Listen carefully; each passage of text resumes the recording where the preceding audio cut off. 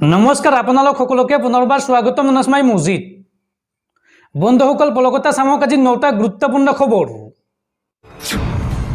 প্ৰথমটো খবৰ, ৰাজ্যৰ লাখ লাখ নিবনুৱা যুৱক যুৱতীৰ বাবে ভাল খবৰ। পুনৰ 60,000 চাকৰি দিব হিমন্ত বিশ্ব শৰ্মাৰ চৰকাৰে। ৰাজ্যৰ যুৱক যুৱতীসকলক ইণ্টাৰভিউৰ বাবে সাজু হোৱাৰ আহ্বান মুখ্যমন্ত্ৰী হিমন্ত বিশ্ব শৰ্মাৰ।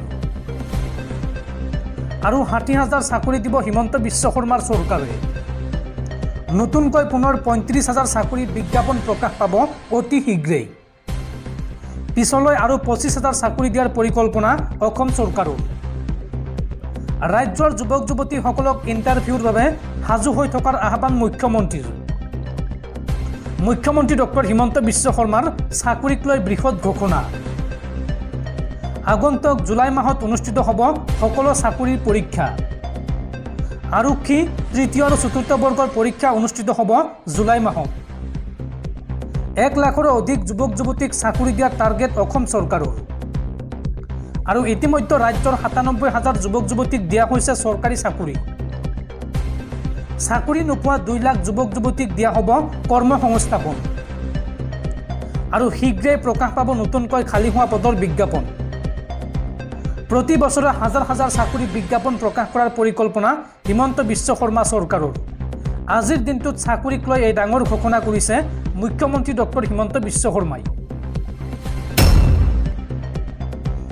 পৰৱৰ্তী খবৰ, ৰাজ্যবাসীলৈ ভাল খবৰ। আগন্তুক 3 দিনত ৰাজ্যত হ'ব প্ৰচণ্ড বৰষুণ। অসমৰ লগতে ভাৰতৰ কেইবাখনো ৰাজ্যত হ'ব প্ৰবল বৃষ্টিপাত। এই আগজাননী দিছে ভাৰতীয় বতৰ বিজ্ঞান কেন্দ্ৰই।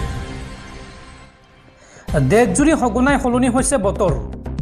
আহিছে ইটোৰ পাছত সিটো পশ্চিমীয়া ধুমুহাৰ সতৰ্কবাণী। ভাৰতীয় বতৰ বিজ্ঞান বিভাগৰ আগজাননী অনুসৰি অহা 3 দিনত মেঘালয়, নাগালেণ্ড, মণিপুৰ, মিজোৰাম আৰু ত্ৰিপুৰাত বৃষ্টিপাতৰ সম্ভাৱনা আছে। আগন্তুক 3 দিনত অসমতো প্ৰবল বৃষ্টিপাতৰ সম্ভাৱনা আছে। ভাৰতৰ বতৰ বিজ্ঞান বিভাগে মঙলবাৰে আগজাননী যোগে প্ৰকাশ কৰিছে যে পশ্চিমীয়া ধুমুহাই উত্তৰ পশ্চিম ভাৰতৰ বতৰত প্ৰভাৱ পেলাব।